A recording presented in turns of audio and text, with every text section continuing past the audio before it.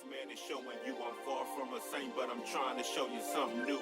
Pick you up, take you out, hopefully you can learn something. Put a smile on your face, show you that you're worth something. Maybe he won't know what he's missing until I take you from him. Maybe you got used to the beatings that you've been taking from him. I don't know how you feel or what's on your mind, but can I have a little piece of your time? Tell me, can you get away? I can remember the moment I first saw your face. First day freshman year, seemed like it was yesterday.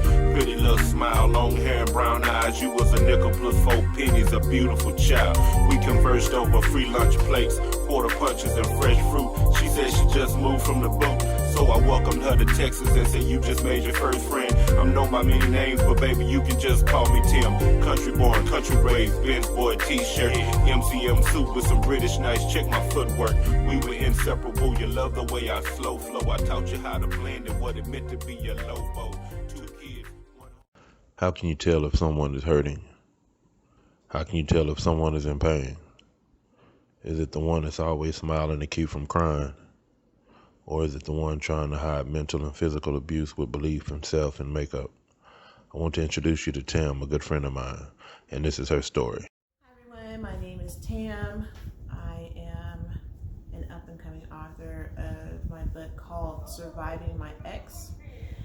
You can find me on IG at Surviving My Ex, and also there is a Facebook page also called Surviving My Ex, and that will also be the title of the book, of course. So I never thought I'd find myself in a situation, but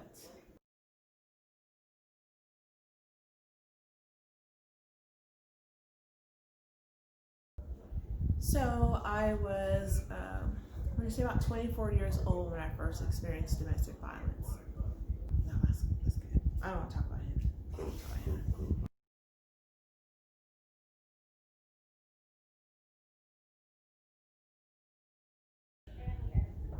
So the one thing about domestic violence that I fear the most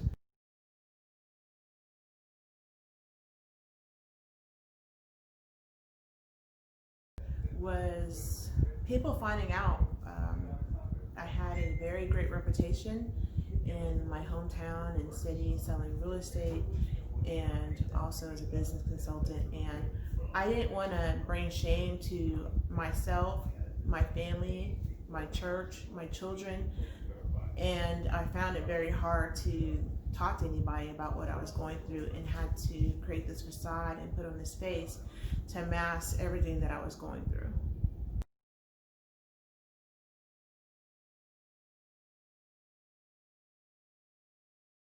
I would say there was one thing that kept me from leaving, but there are a few.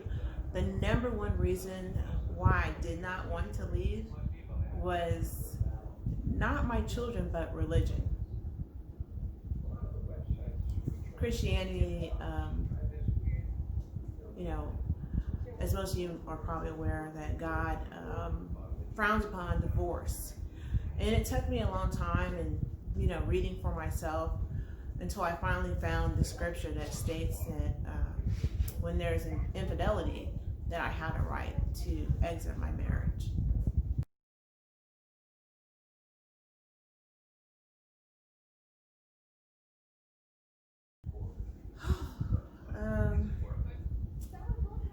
I finally removed myself from the situation, and it actually wasn't even due to an act of violence. It was due to me being fed up with being cheated on and mistreated. And, I take it back. It was due to verbal abuse that day.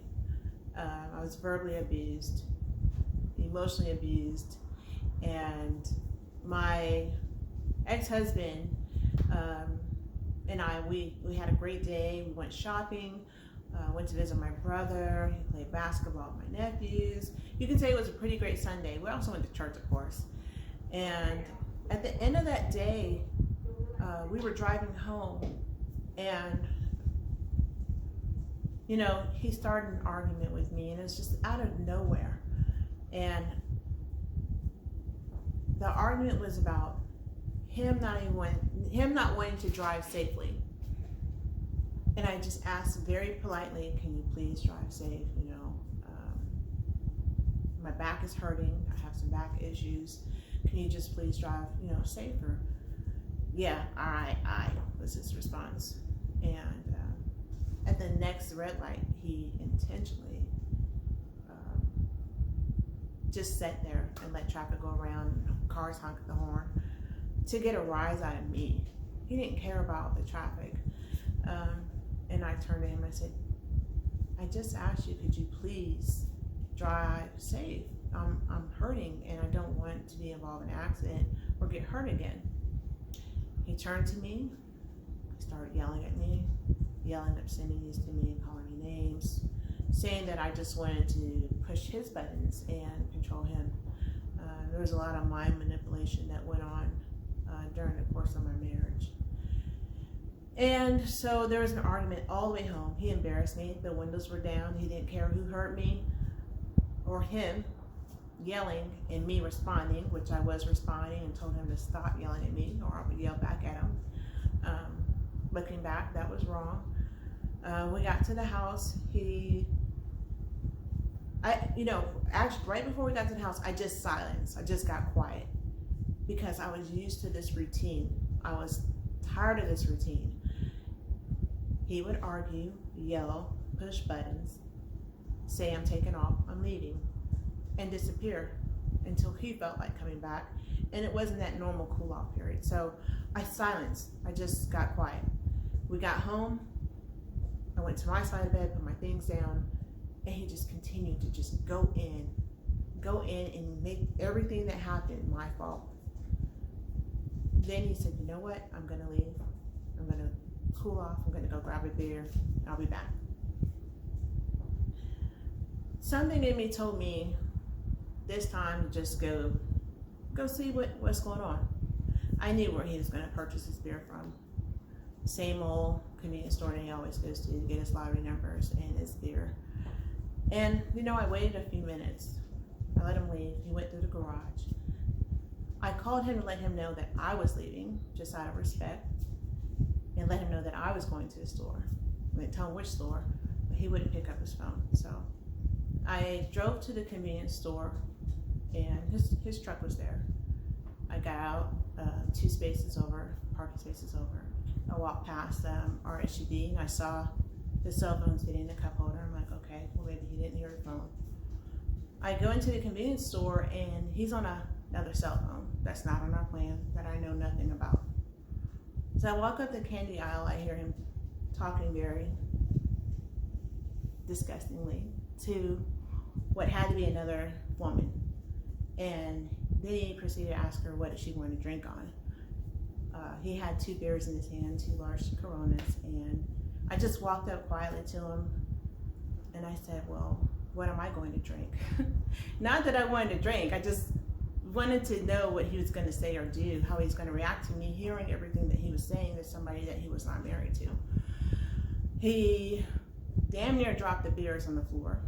He put them back on the shelf, told her, whoever her was on the phone, that, hey, I'm going to call you back. And I said, no, by all means, don't hang up on my account. Let's continue talking. Where are we going to go drink at? He's like, come outside. We need to talk. We go outside the convenience store, and I tell him, this phone that you have in the cup holder, that's in my name. That belongs to me. You're not going to use it anymore. Just give it back. He said, no. I left it alone because I already know how he's going to act. He wouldn't call the girl back. He told me, mind you, I'm his wife at the time, that he was going to let me ruin this for him. And he had been talking to this girl for a couple months. And I said, you what? You're not going to let me, your wife, ruin this affair that you're building with somebody else? And then he said, I'm starting to fall in love with her. At that point, I just said, okay, all right, you can keep both phones. And I think he felt incensed at that point that I was done. It was at that moment that I was finished. I walked behind the truck, walked back to my car. I drove home. He drove off somewhere else, probably to her house, I don't know. And I went home, and there was a deadbolt lock that he didn't have a key to, going in through the garage, entering into the house. And I quickly took out that deadbolt and switched it with the deadbolt to the front door, so he couldn't get into the garage door. He couldn't get into the house through the garage door, and he couldn't get into the house through the front door. And I locked the sliding door in the back. I was nervous, I was scared, I was shaking. In fact, as I talk about it, my heart is racing and I'm kind of shaking right now. That was a very scary moment for me because I didn't know how he was going to react. So some hours passed, and I said, you know what? He's going to have a right to his things. I've been through this before with him. We've been through this another time. And I grabbed his computer because I knew he takes it to work. I grabbed his backpack that he takes to work. I grabbed his work clothes for the entire week, 3 pairs of jeans, and 3 dirty shirts that had not been washed because I had not done laundry, and 5 pairs of dirty underwear that I had not washed for him. Because at that point in time, I didn't care anymore. I was done. I was done. How dare he disrespect me like that? And I never felt like I was worthy. Maybe the 3rd year after marrying him up until that point. And I finally just built the courage to just say it's over, I'm done. I even called the police for my protection and to let them know, can you please come over here? I'm sure he's gonna come. As you can see, his things are out here. I didn't throw them in the lawn, I didn't damage them. I set them right there in a chair for him to get. They came. Unfortunately, it was after he came back and, banged on the windows and tried to torture me and scare me, banged on the back door and everything like that. So it was a scary moment for me, but that's how I finally walked away and got done. I was finished.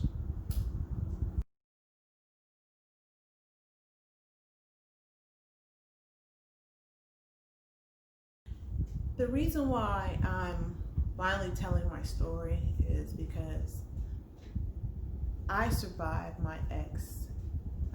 So on so many occasions, there are a multitude of incidents and things that people don't know about, and some that I do have some witnesses to those accounts. And I would just want to help other women and men that have been a victim of domestic violence, and also provide a support system for those who are survivors.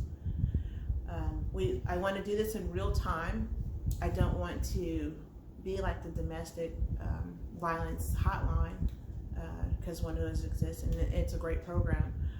But I want to personally encourage people, stay on the line with them, email them, message them, whatever I need to do to help them feel safe and help them get out of the situation that they're in, as scary as it may be.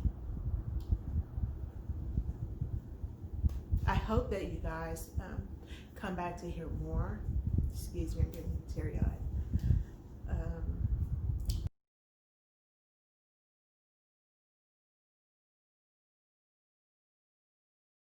Again, my book that's going to be coming out is called Surviving My Ex.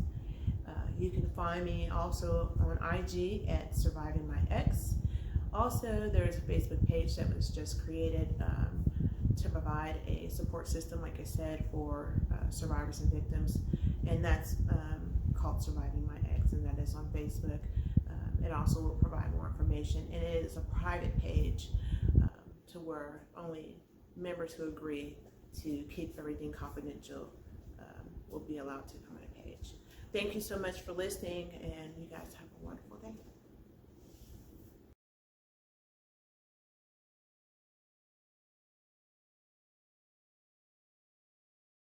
I also want to give a shout out to my friend Capone Williams, also known as Mr. YBR, for being such a huge advocate of women who have been a victim of domestic violence. You can buy his single called Can You Get Away, which is a wonderful, wonderful song. You need to hear it. You've got to hear it. It's just a beautiful story. I'm not going to tell you much more, but you can find it in just about anywhere and download it.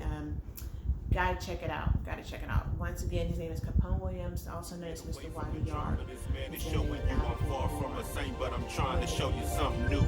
Pick you up, take you out. Hopefully you can learn something. Put a smile on your face, show you that you're worth something. Maybe he won't know what he missing until I take you from him. Maybe you got used to the beatings that you've been taking from him. I don't know how you feel or what's on your mind, but can I have a little piece of your time? Tell me, can you get away? I can remember the moment I first saw your face. First day freshman year, it seemed like it was yesterday. Pretty little smile, long hair and brown eyes. You was a nickel plus 4 pennies, a beautiful child. We conversed over free lunch plates.